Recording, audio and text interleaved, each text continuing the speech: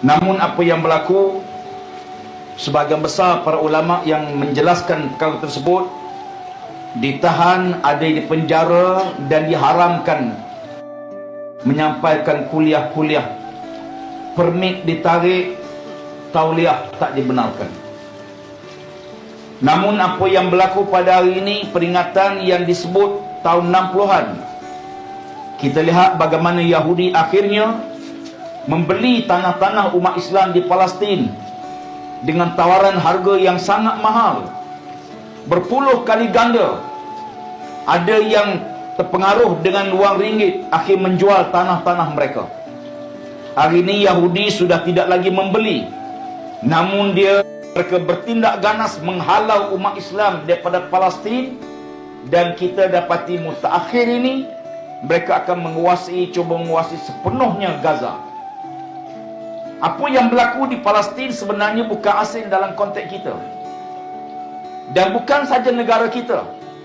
Sebab pengalaman nilai maruah diri, maruah bangsa, maruah negara sebenarnya duduk pada tanah. Bila tanah kita tak ada, apa lagi nak berjuang? Bila tanah kita hilang, di mana lagi maruah kita, jati diri, perjuangan kita? Nak bangun, nak bercakap tentang soal mempertahankan bangsa, bangsa dah tak ada tanah. Nak bangkit membela orang miskin dah tak ada tanah.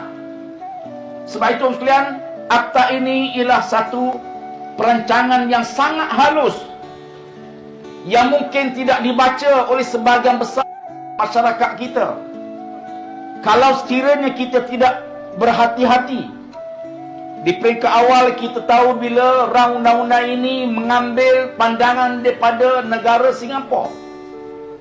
Kita dah boleh baca apa perancangan di sebalik undang-undang ini.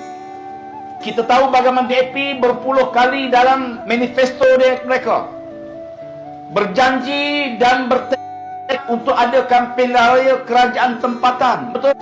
Ingat lagi waktu kami kebetulan PAS, PKR dan DAP dalam bahasa alternatif, di antara syarat kita berada dalam muafakat politik itu ialah semua perkara mesti konsensus diterima oleh ketiga parti. Satu parti tak setuju, tak boleh buat. Di samping syarat bahawa DAP tak boleh ganggu hak orang Islam untuk mengamalkan, melaksanakan ajaran Islam. Satu hari saya masuk bilik mesyuarat,